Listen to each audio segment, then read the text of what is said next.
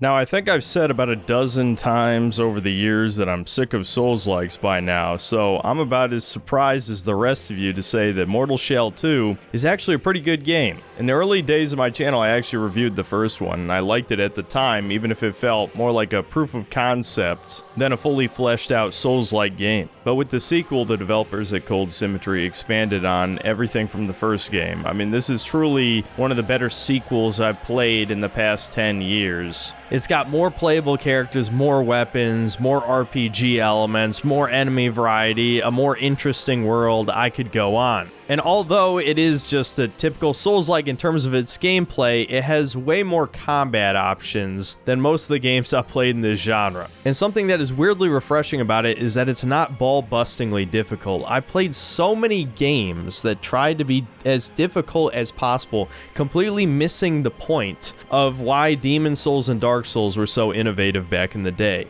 That said, at the end of the day, it is still a Souls-like game to its core. It doesn't really innovate in any really significant way. It does have a few interesting twists, but even those were basically just carryovers from the first game. Because this was developed by a AA studio, it comes with all the positives and negatives of that, in that it feels a bit more experimental and rough around the edges in some ways, just blatantly unbalanced both in favor and against the player. And despite it being an open-world Souls-like game, which I think I have made clear was one of my least favorite elements of Elden Ring, I think it actually works for this game pretty well. It actually has a better designed open world than Elden Ring in my opinion, at least in terms of level design. Though I think you can probably tell from the tone of this intro that there's a good reason I'm not claiming this is going to be Game of the Year. I certainly wasn't blown away. There were definitely a lot of parts of this game that were fun as hell and got me really excited, but this is definitely a pretty flawed experience. And it commits what I would say is a cardinal sin for the Souls-like genre,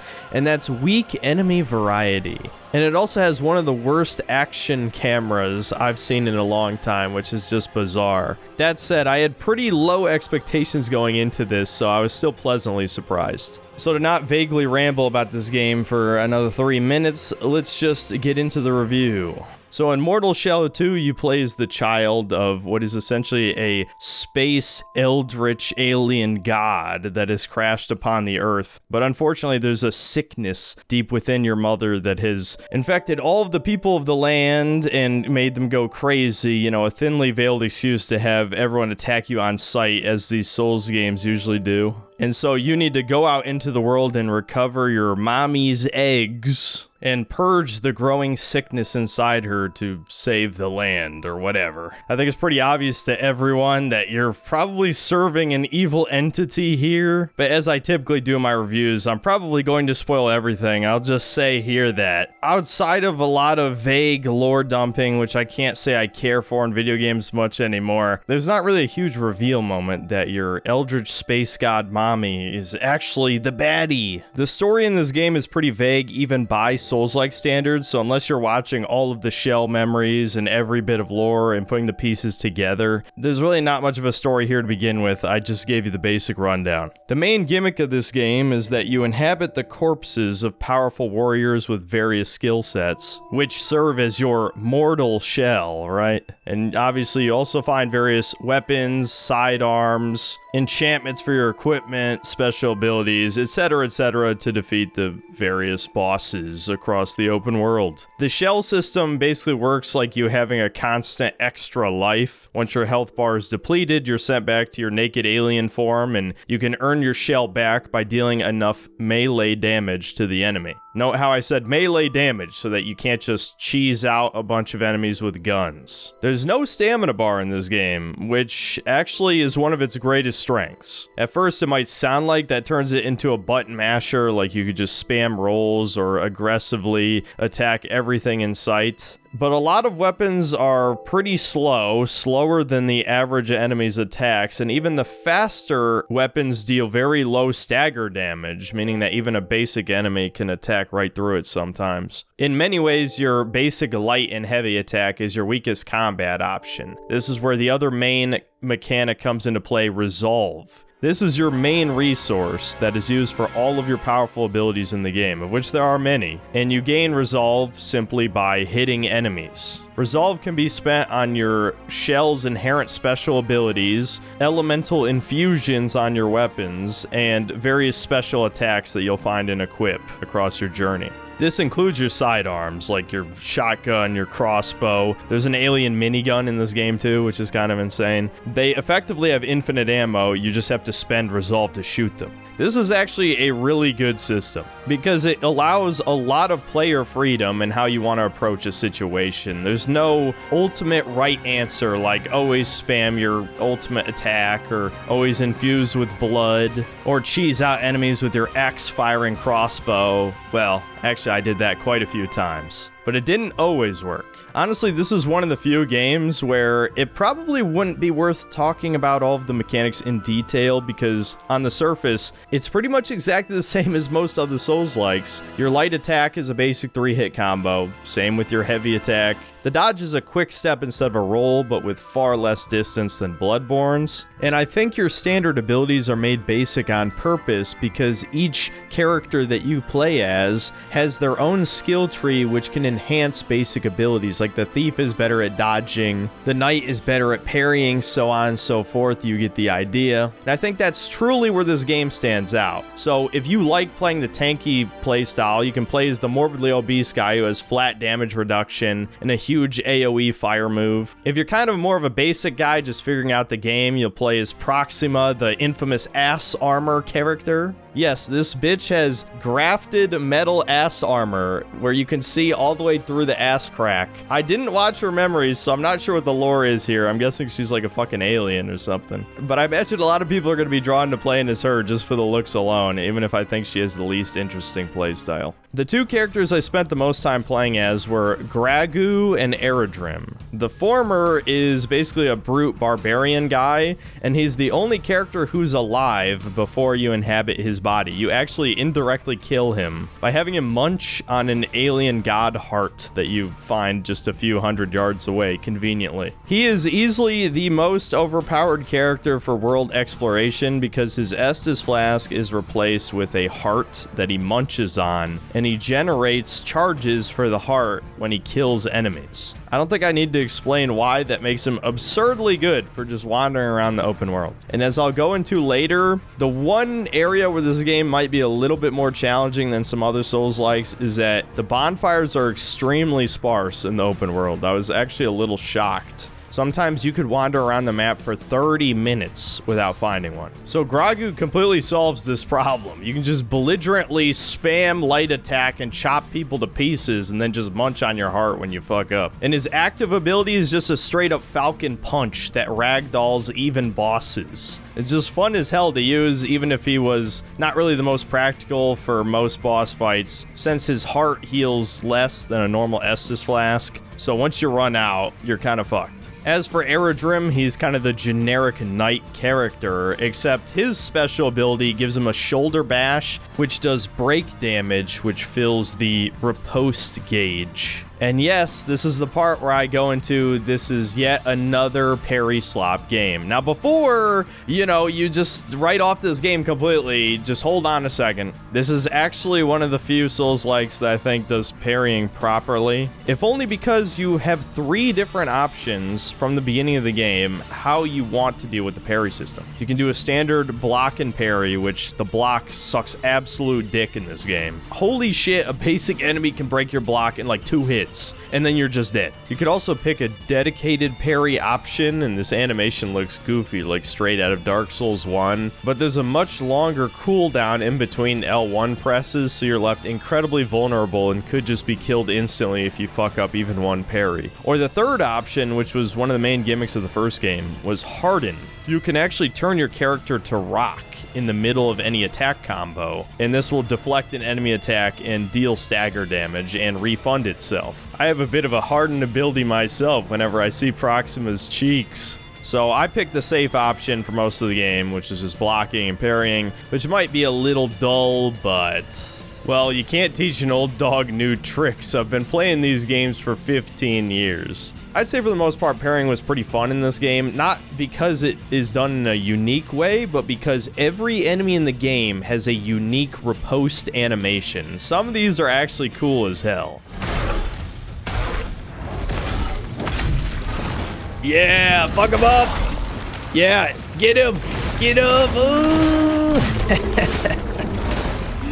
What the fuck is that? You shake his nuts. I'm so glad the devs put the effort in for this because it just made it so much more fun just to play the game, and you're completely invincible in these animations, so it gives you a little bit of breathing room as well in group fights. I would talk about a bunch of the characters and weapons in detail, but the way I play Souls-like games is that I pick a weapon or play style I like, and then I just run with that for the rest of the game. And I think the game I did that the most with was Bloodborne, and that's what Mortal Shell 2 reminds me of in terms of its limited weapon selection, but with slightly more options. And I'm sure there's some of you in the audience who think I go into too much autistic detail at times when I break down gameplay mechanics, so don't worry, not gonna do it this time since I didn't go out of the way to try out all the different characters and weapon types. Though I will say the build system with unlocking the shell's memories, they have these like interactive cutscenes when you level up the bond with the character you're inhabiting. The actual cutscenes are kind of lame, and Eredrim's story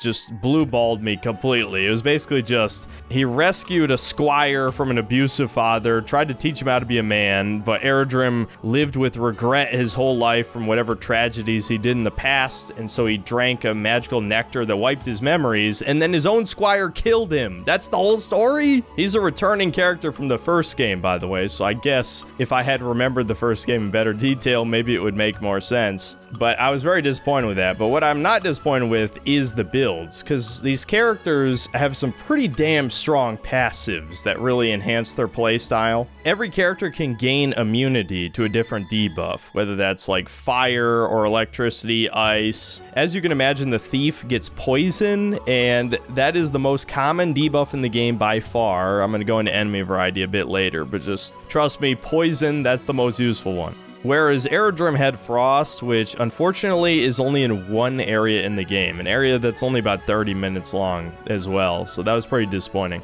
But his other abilities were really good. In his final tier of upgrades, he gets an ability to make the parry timing more forgiving, which is absolutely busted, for obvious reasons. The weapon I used for 80% of the game is the axe and knife, which is very similar to the hammer and sickle from the first game, from what I recall. So this shouldn't come as a surprise, but I don't think I've changed at all in the past 6 years. I picked the same character, Eredrim, and the same weapon. And as you can imagine, is still pretty damn useful in the sequel. This is a Souls-like game. Dex characters are usually better than strength characters, and a Dex weapon usually just means it attacks fast. That said, I wouldn't say larger, slower weapons are inferior in any way because of the ability to pick harden instead of parry. You can essentially parry mid-attack combo. And another advantage that larger weapons have is they can hit multiple enemies at once, and there's a lot of group fights in this game, and this is unfortunately one of the Souls-likes that doesn't have very many reliable options of dealing with multiple enemies at the same time.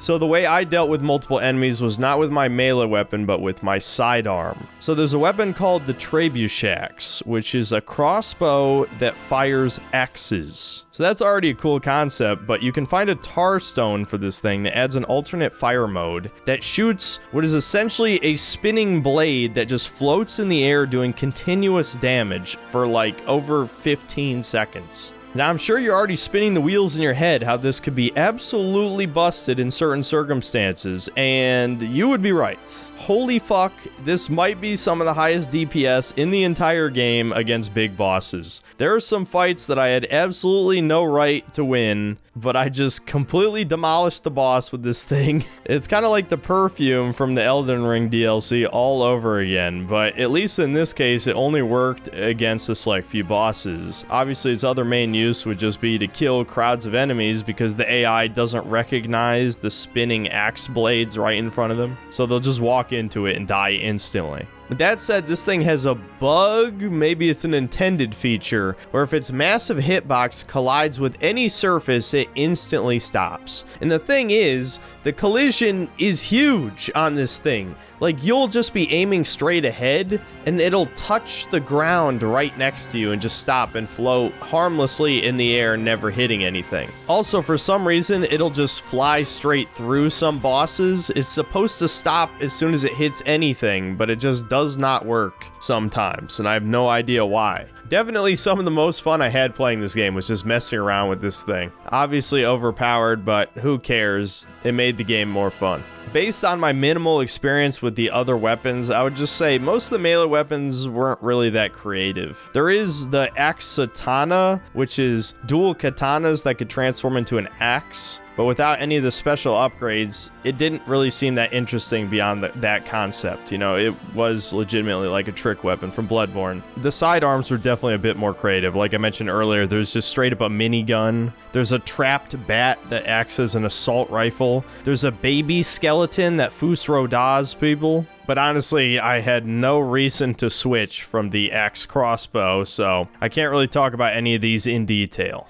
Now, I'm not going to glaze this game to death. It does have quite a few problems. The biggest issue in the game by far is the enemy variety. Now, if you're only in like the first half of the game, you might be wondering how that could possibly be the case, because I do think the top half of the map is a bit more well designed than the bottom half, because after a certain point in this game, it basically just recycles the same dozen enemy types. And the weird thing is, there probably is over 30 different enemies in totality. It's just about half of the roster barely gets used. Which barely getting used would normally be a good thing, except this is a massive open world game. Yes, compared to something like Elden Ring, it's probably a quarter of the size, maybe less. And that's a good thing, by the way, because it feels much more tightly crafted. Like, there aren't giant empty wastelands in this game, with a couple exceptions where there's big open battlefield zones. And that's the only time this game ran poorly. I think for an Unreal Engine 5 game, this is probably in the top 3 in terms of stable performance that I've ever run on my computer. So the actual level design of the open world is really solid and calls back to Souls-like games with typical ambush encounters, environmental hazards. I'll refrain from naming a list of things again, but you get my point. It really feels like I'm playing Demon Souls or Dark Souls 1 or 2 again. However, since the enemy variety is lacking, this really adds to the sense of repetition in this game. It starts to build up more and more over time. There's only so many different ways you can fight the same enemy, especially when most of them only have 3 different attacks.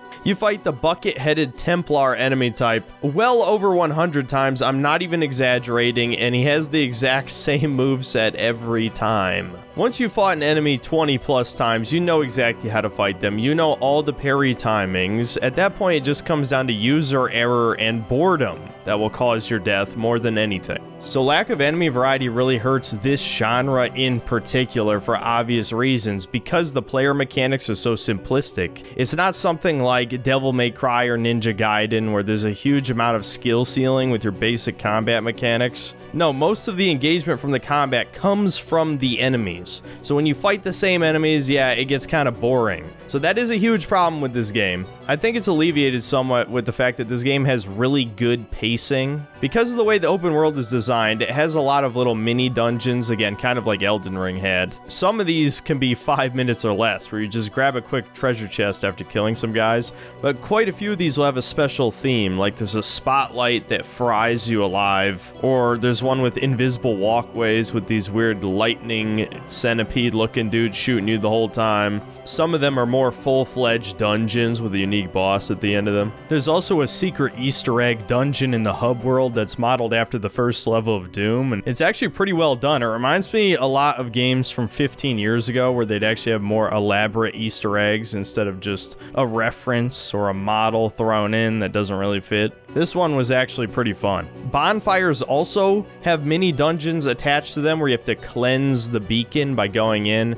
This kept the game fresh all the way through, I feel. I think the exploration was really well incentivized in this game because you want to find new weapons to play around with or a new character. Again, it's not like Elden Ring where you'll go through a dungeon, fight a generic boss, and get a weapon you'll probably never use, or maybe just nothing of value at all. There was only a few select points in each area that were guaranteed to be useful, like the mines to get upgrade materials. Though in comparison, this game feels a lot more stingy with upgrades, mostly because of coins. This game has multiple different currencies. It has souls, it's got money, and it's also got glimpses. Souls are self-explanatory, and yes, you lose them when you die, and you can pick them up from your body, same as other Souls-like games, obviously. Coins you keep when you die, and they drop from enemies, but they're a lot harder to get in large quantities. And glimpses are a limited item in each playthrough, and this limits you upgrading your characters, right? So you can't max out every character in a playthrough. You gotta pick and choose, which honestly wasn't a big deal for me, as I mainly only played as 2 characters. Another big upgrade material are tar cores, which you get from upgrading the tar stones, the things you attach to your weapons and stuff. And you can only get a limited number of these as well to max out your equipable upgrades. And you get these from upgrading the tar stones from level 1 to level 2. So you see how this works.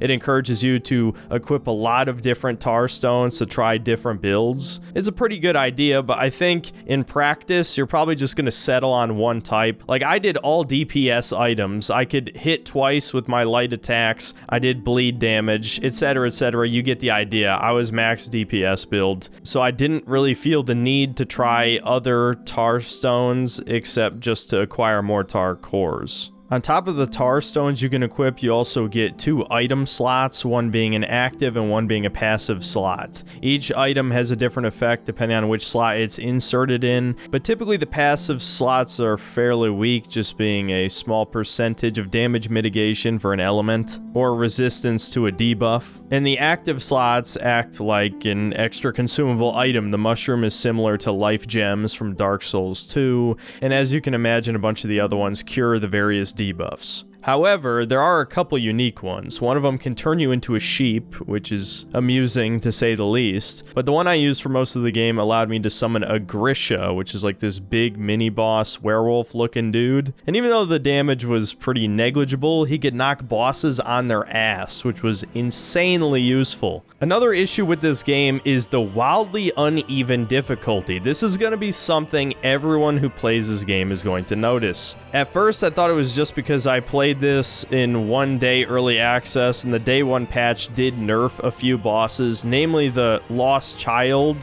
which I got stuck on my first day of playing this game. But that was because I was woefully under-leveled and under-equipped. That said, I don't think this was my fault, because the area leading up to the boss was easy. In fact, I was just refighting most of the same enemy types from the open world zone. So why the hell was the boss such a giant difficulty spike over everything else? I have no idea. But it's not just because his numbers were cranked way higher. It's also because this game has one main way of creating artificial difficulty for its bosses, and that's extremely fast one-hit kill attacks. You'll have a boss where 9 out of 10 of their moves are incredibly dodgeable and parryable, and then the last one comes out so fucking fast you blink and you get hit. Like, it's ridiculous the reaction speed you have to have for some of this stuff. And yes, I am 30 years old, my reflexes have slowed down a little bit, but I genuinely think it is bad game design to have attacks that are just react or die. A great example of this actually is the very last boss in the game.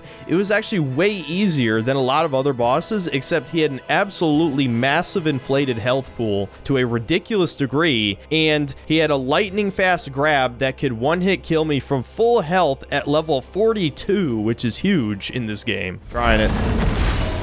You bitch. You absolute bitch. He knows. What? He just stomped on me with his nutsack. He actually fucking like teabag slammed me. What the fuck? But this strangely unbalanced difficulty goes in both directions. I think in particular, most of the boss fights in this game are a little bit too easy. I think I ended up beating 3/4 of the bosses in this game in one attempt. And part of that was just brute forcing them with sheer DPS. In other cases, it was me abusing the second chance mechanic and just playing it safe, knowing when the boss had long pauses in between attack combos. While it is refreshing that this game isn't like Elden Ring where you only get one light attack in between the bosses, 8-hit long combos or whatever the fuck. But on the other hand, if you're willing to pay attention, it's really easy to abuse the second chance mechanic in this game to just give you infinite lives. In the bottom half of the map, there was this ice giant guy, and I beat him in one try, which apparently a lot of people are struggling with this guy. I don't know if I just had the perfect build to take him out, or I'm just that good. I don't know. But the Hexapod boss who I fought before him had a point-blank, unblockable attack where his hitbox is the entire model of the enemy, and he just kills you in one hit. This is fucking ridiculous. I couldn't even figure out how to dodge this. It's just sometimes it didn't one-hit kill me. But it's not just the bosses. When you get to the bottom half of the map, there's a giant difficulty spike, which I suppose is to be expected. But that's not so much my problem. What is that there's just a select few enemies that do twice as much damage as everything else here. And we're not talking mini bosses or really strong tough guys. No, we're talking a reskin of the basic soldier enemy type, a really tall zombie with a pickaxe that can one-hit kill you out of your shell form. Oh, and I almost forgot, in the ice zone, there's zombie Vikings, and a group of these guys can kill you in like 1 second. And look, I wouldn't complain if it felt intentional. If every enemy in the second half of the game was like this, then it'd be fine. But no, these guys do more damage than most bosses. So it has to be a developer oversight, but it's a pretty big one. Like, big enough that it's probably going to filter some people into dropping this game. To talk a little bit more in detail about the bosses, it's kind of a mixed bag, and not just because of the uneven difficulty. I just think a lot of them you fight exactly the same way, which was kind of my complaint with Dark Souls 3 onward, where a lot of stuff kind of just becomes dodge spam. There were some creative bosses in there, definitely, but I think most of them were in the first half of the game. There's a shepherd who can transform you into a sheep and then beats you to death with other sheep. And right after that boss is a morbidly obese hag in like a motorized wheelchair who has a cannon for an arm and shoots babies at you. That's a pretty fun idea. And there was a bug knight guy that I have to believe is a reference to Hollow Knight, and he was like an anti-block boss. So it was pretty interesting for my character build to fight him in particular, because if you fucked up even like one parry, he would break your block and beat your ass. But honestly, just for me, the weird part is the most fun thing about these bosses was the player interactions with them. It wasn't so much about what the bosses could do, but what my character could do to them. Like Eredrim's Shoulder Bash, when it was fully upgraded, could stagger the bosses and fill up their meter by a huge amount, so I didn't have to be perfect fighting them. So me getting creative in defeating these bosses was half the fun, right? It wasn't just about press L1 at the right time to win, it was about all the other options that made it more fun. So I would say, for the most part, the bosses are pretty good. The only really shit ones were when you had to fight more than one thing at the same time. The group combat in this game is kind of rough. That kind of ties into one of my other major problems with this game, which is the camera. I'm going to keep this brief, but the camera gets stuck in walls. If you back up into a corner, you can't see your character anymore. Half the time, you can't even see what's hitting you, and it just fucks everything up, and then it feels like a cheap death, and it's not even your fault, which is the worst feeling in the world. And the lock-on camera was also pretty fucky because it would spin around enemies sometimes, and then you couldn't see other enemies attacking you from behind, which is really obnoxious. But yeah, I guess if you just stay away from backing into corners, it's not so bad, but there's a few closed-in areas where it's unavoidable. So the camera was complete ass. And this is not related to difficulty, but I just think the climax of this game went limp completely. After you get back a certain number of eggs, you don't have to get all of them, but I did get all of them for the achievement. You go underneath the Undermother into, I guess, what's supposed to be her womb. I'm gonna get into, like, the messaging of this game in a second. But you're meant to defeat 3 unique bosses before you get to fight the final boss, and I think all 3 of these were interesting. I liked all of them. But then the final boss boss was such like a limp finale, it's unreal. You fight a dragon with a giant sword arm, but this guy had an absolutely fucking insane health bar. Like, it takes 10 straight minutes with a DPS build to kill this guy. Now, I've heard rumors online that his health is increased if you open all of the treasure chests in like the loot room right before the final boss. So maybe that was just to punish my greed, but this is an absurd way to artificially scale the difficulty of the boss. The boss himself, outside the grab, was extremely easy. I think he was supposed to be made difficult by his unique debuff, Cosmic Disease. But I did this special side quest, which takes you to the tower from the first game, and you're supposed to bring the bird guy these 3 Galans that you find in the 3 like special dungeons to lead to the egg stealer bosses. And when you bring them all to him, you get an equipable passive item that severely increases your resistance to the Cosmic Disease debuff. So that aspect of the final boss was completely nullified, so maybe that made it a lot easier. But his attacks were so easy to parry, much easier than 2 out of 3 of the bosses right before him. So I'm just wailing on this dragon, easily dodging and countering the same like 5 attacks he does over and over again for 10 straight minutes, beat him, and then the game just kind of ends. And of course, this is where I'm going to get into the symbolism aspect, because obviously people are going to ask me, is the game woke? The honest answer is not really, but then again, this is a Washington game development studio, so you could easily interpret some of this as woke or propaganda in a sense. There's a lot of people who are saying the story is an allegory for abortion, and I can see it, definitely, because you're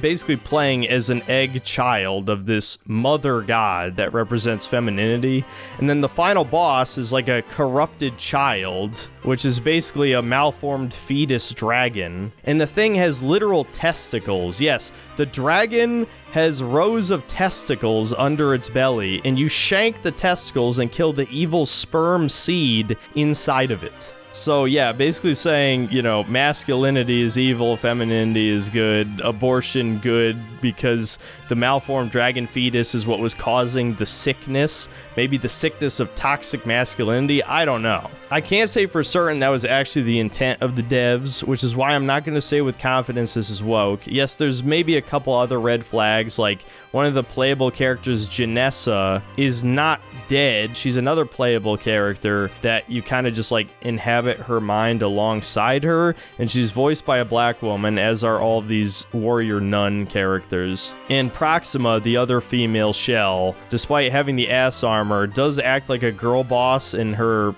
flashback cutscenes to an obnoxious degree. And like I said, there's no female walk cycle either, so she is just kind of a little uncanny. But again, I can't really say with confidence this is woke. It is definitely something to be wary of, but I do think maybe a few people are having a knee-jerk reaction to this shit. Either way, I think the story was kind of complete nonsense. It ends with your mommy taking all of the eggs you rescued and flying off into space to probably be a parasite on other planets, you know, because no shit, you've been serving like an evil goddess this whole time. It's an alien creature of doom, but the game never really directly spells it out, and it kind of just ends unceremoniously with her leaving you on Earth. So yeah, in conclusion, should you buy Mortal Shell 2? Well, after letting it sit for a bit, I would say this is definitely a wait for a sale type of game. It is not like the best Souls-like I've played by any stretch, but it is the best game I've played this year so far. Which of course isn't saying much, because the only other new releases I genuinely enjoyed in the past 8 months was Strange Seed and Valkyrie Saga. So yeah, the best of 3 decent video games. I think this game has a lot of things going for it, namely playing as all the different shells is a lot more interesting than character builds in other Souls-like games where you just invest into stats and then pick a weapon, and that's pretty much it. In this game, each character plays significantly differently from one another. I also think the open world was surprisingly pretty good. It didn't feel too big, and each of the little mini dungeons felt unique in some way. The boss fights were kind of a mixed bag, but I still had fun with most of them. It's just A lot of them were poorly designed, either being too easy or too hard for the wrong reason. But ultimately, I'd say this is a really good sequel because it improves basically every aspect of the first game. This is a genuinely good game, without a doubt. Maybe the story is an allegory for abortion and hating on toxic masculinity or whatever, but it really doesn't come across that way. Even if that was the developer's intent, I don't think that's going to be effective propaganda on anyone because masculinity is being represented by a malformed testicle dragon. And you're serving a clearly evil alien god parasite, so yeah, not the most effective propaganda in the world. But it is nice to play a good game for a change, I won't lie. I did enjoy this experience about 90% of the time, and that's certainly more than most games. And it's okay to get frustrated at Souls-likes, it just kind of comes with the genre. So yeah, feel free to give Mortal Shell 2 a try if you like Souls-like games, and I'll see you next time, guys. What does the flurry strikes look like? Let's see. I did nothing wrong. I did everything correct.